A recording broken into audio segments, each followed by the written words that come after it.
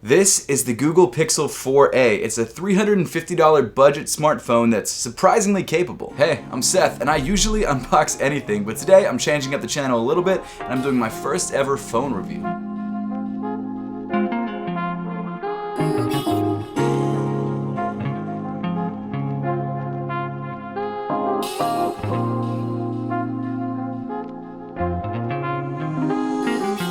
First off, I want to give a huge thank you to Google and Team Pixel for sending over this phone early for me to check out. This is not a sponsored review by any stretch of the imagination, but I did want to let you guys know that I got this phone for free. This review will be unbiased. I will give you guys my honest thoughts of the Google Pixel 4a, what I liked about it, what I didn't, and whether it's worth the $350 price point. The Google Pixel 4a releases on August 20th for a retail price of $350, like I said, and you can actually pre-order this phone right now through Google. Unfortunately, or I guess not so unfortunately if you like black, this phone only comes in matte black. The one little color accent on the entire phone is actually this tiny little mint green power button. To be honest, I really like that pop of color. Speaking of the buttons, they are super clicky and feel really great. I'm taking pictures of my camera. Damn, I didn't mean to do that. I'll just click the volume rocker, but listen to how clicky that is.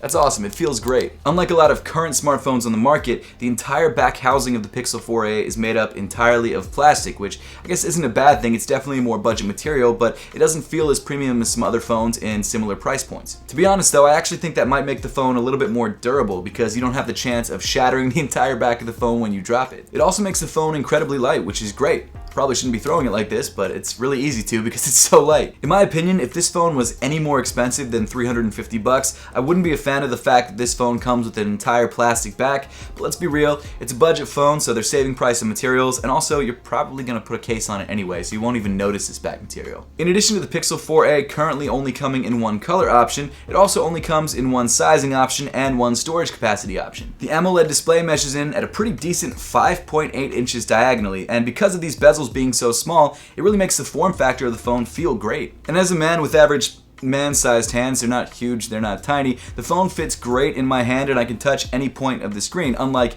with my iPhone Pro Max. The bezels on the phone are all generally the same size except for the bottom where it's ever so slightly larger, and because of that the screen fills out the entire front of the phone really nicely. Of course, as you probably already noticed, instead of having a notch on the front of the phone like an iPhone, you have a hole punch out on the left side for the front-facing camera. Unlike some people, I actually prefer the hole punch out camera because I feel like it's a little bit less obtrusive than having this giant notch in the center of the phone, and instead it's kind of off to the side and it just looks like a little dot on your screen. In fact, on a lot of different websites I thought it was my profile picture, or the place where my profile picture would be, and because of that I actually clicked on it a couple times. So maybe it's not the best detail in the world, but I don't mind it, especially not as much as a notch. The front-facing camera comes in at 8 megapixels and is decent. It's not incredible, it's not bad though, and the video is definitely not as good as photos. The AMOLED screen comes in at 2340 by 1080 and has a 60 Hz refresh rate. It's not an incredible screen, but for the price point, it's really not bad. And as someone who's used to higher res screens with higher refresh rates, I really didn't even notice that much of a difference. And again, it's a $350 budget smartphone, and for that price point, you're getting pretty solid performance. No, it's not as good as some of the crazy Samsungs and iPhones on the market right now, but it's really not bad, especially for the price. You can still do everyday tasks like posting on social media, getting email, taking calls, sending text messages, really anything that you would do on your standard phone. The only thing it doesn't do amazing at is running really graphically intensive games, which you can still do, they just won't run as well as a premium flagship. The Pixel 4a also comes with 6 GB of RAM, which again isn't industry leading, but it's really not bad. As for storage capacity, the Google 4a comes with a pretty solid 128 GB, which is better than last year's 3a, which only had 64. Like I mentioned earlier, there aren't any other storage options when it comes to the Pixel 4a, so what you see is what you get. You're gonna have to go with the 128 gig unless they come out with a larger version later on down the road, but I think it's fine and it should last you a long time. The one downside, at least for some people, is that this phone does not come with expandable storage, so 128 is really all you get. But I gotta be honest, a lot of people, including myself, never really used expandable storage, and I think really only Android Power users will be using that, and most of those people will be buying higher end phones anyway. So TLDR, 128 gigs is what you get with this phone, and if you're buying this phone anyway, it should be enough for you. Speaking of call quality, quality, when I got this phone, Google gave me a free month of Google Fi, which is what I've been using for this phone. And I've got to say, when it comes to the actual call quality itself, I've not been overly impressed. I didn't have any connection issues, but the sound really sounded tinny compared to other smartphones on the market. Now, to be honest, I'm not sure if that's because of Google Fi or because of the actual phone itself, but the more that I use this phone and the more that I call people on it, I'm really starting to think that it's a phone issue and not so much a Google Fi issue. That said, calls sounded decent. They weren't terrible, but it wasn't anywhere close to what I'm used to on other premium flagships. But that's actually sort of a perfect lead-in to the speakers on this phone.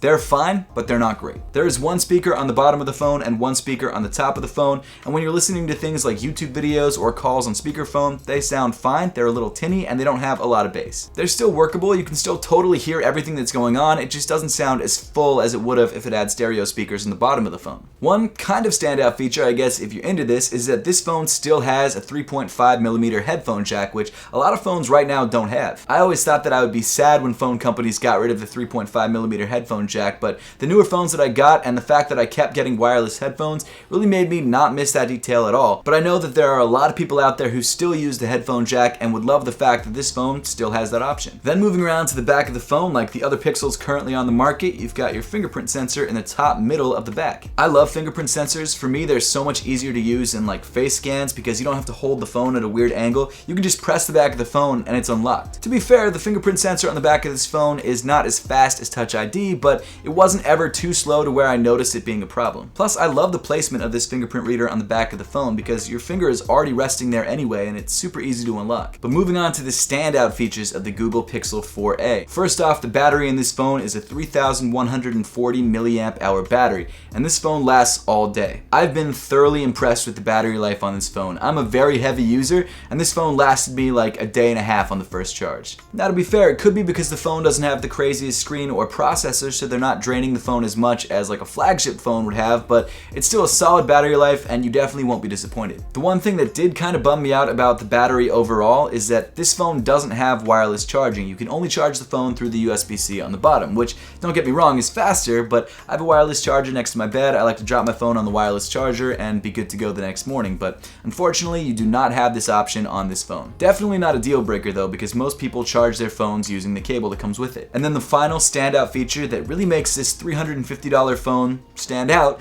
the camera. The Pixel 4a comes with a 12.2 megapixel camera, which takes incredible photos. Unlike the Pixel 4, however, you only have one lens, but to be fair, you don't really ever need that second lens or probably ever use it. Even without the extra lens, the zoom and the portrait mode on this phone are excellent because of Google's powerful digital processing. And from what I can tell, the camera on this phone is one of the best cameras you can get on pretty much any phone, and this phone is only $350. I was especially impressed with the night mode on this phone. It takes great photos at night and it's better than a lot of other phones in even higher classes. And to give you an idea of how the back camera looks and sounds when it comes to video, it's definitely workable, and if you want to grab a cheap vlogging camera that also works as a phone, you can grab the Pixel 4a. The Google Pixel 4a is a pretty simple phone, and it's simple because it only costs $350.